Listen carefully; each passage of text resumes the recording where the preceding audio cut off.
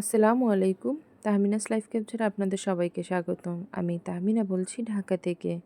কেমন আছেন আপনারা সবাই? আমরা সবাই আলহামদুলিল্লাহ ভালো আছি। চলে এলাম বরাবরের মতো নতুন আরও একটি ব্লগ নিয়ে।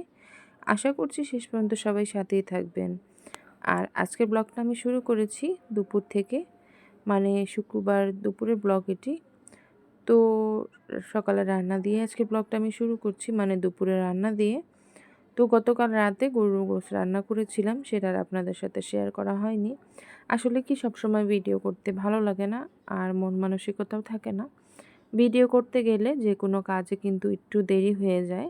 আমরা চাইলেও সেই কাজটা একটু তাড়াতাড়ি করতে পারি না, কারণ ভিডিও করার জন্য একটু প্রিপারেশনের প্রয়োজন হয়। তাই কালকে রাত্রে আর ভিডিও করা হয়নি। নিজের মতো নিজেই রান্না করে খাওয়া দাওয়া করে শুয়ে পড়েছি। তো গতকাল যেহেতু গরুর গোশত রান্না করেছি, তো অনেকটা পরিমাণের গোশত রয়ে গিয়েছিল, মানে অর্ধেক পরিমাণের। তো ভাবলাম আজকে আর তেমন কোনো ঝামেলা করব না, কারণ ঠান্ডা লেগেছে, শরীরটা খুবই খারাপ লাগছে।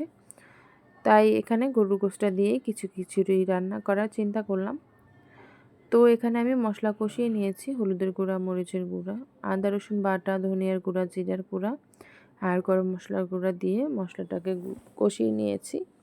তারপর এখানে আমি আগে থেকে ধুয়ে রাখা কিছু মুগ ডাল অ্যাড করে দিচ্ছি, একটু বেশি পরিমাণের।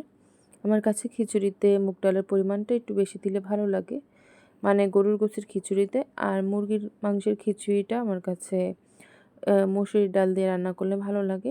আসলে এক একজনের মুখের টেস্ট পান এক এক রকম। আমার কাছে যেভাবে ভালো লাগে সেটাই আমি আপনাদের সাথে শেয়ার করছি। তো এখানে আমি মুগ ডালটা দিয়ে খুব ভালোভাবে কষিয়ে নিয়েছি মশলাটার সাথে।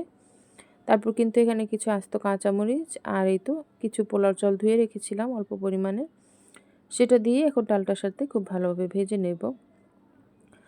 তো ভাজতে ভাজতে সেই পুরনো কথাটি আবারও বলে নিচ্ছি, যারা এতক্ষণ যাবত ধৈর্য ধরে আমার ভিডিওটি দেখছেন কিন্তু একটি লাইক দেননি, প্লিজ একটি লাইক দিয়ে আমার ভিডিওটি দেখা কন্টিনিউ করুন।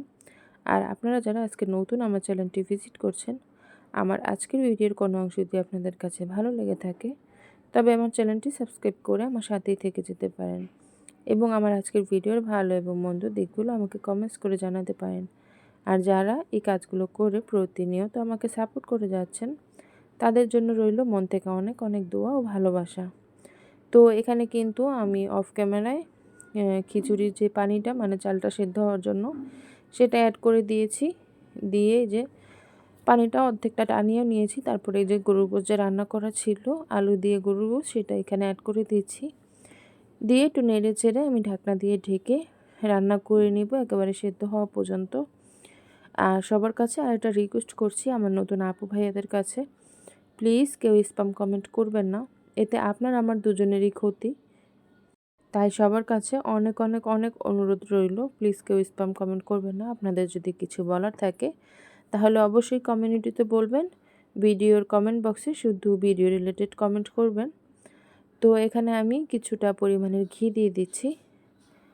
আর এই তো ঘি দিতে গিয়ে এক হাত দিয়ে আমার ঘিয়ের বয়মটাই পড়ে গিয়েছে। তাড়াহুড়ো করে কাজ করলে যা হয় আর কি। আর রান্নাতেও তেমন একটা মনোযোগ নেই, শরীরটা তেমন একটা ভালো লাগছে না, তাই কোনো রকমভাবে চেষ্টা করছি আর কি। তো এখানে বেশ কিছু পরিমাণের ঘি দিয়ে দিয়েছি, দিয়ে এখন একটু নাড়াচাড়া করে আমি ঢাকনা দিয়ে ঢেকে রান্না করে নেব চালগুলো সিদ্ধ হওয়া পর্যন্ত, মানে পানিটা টানা পর্যন্ত। চালটা কিন্তু আমার হাফ সেদ্ধ হয়ে গেছে, এখন আমি নেড়ে চেড়ে দমে রেখে দেব। তো আমি কিন্তু কয়েকদিন যাবৎ খুব ব্যস্ত বলতে একটু বেশিই ব্যস্ত, তাই আমার অনেক আপু ভাইয়াদের ভিডিও আমি দেখতে পারছি না। কেউ কিছু মনে করবেন না, যখন আবার একটু ফ্রি হব ইনশাল্লাহ চেষ্টা করব সবাইকে ফুল সাপোর্ট করার জন্য।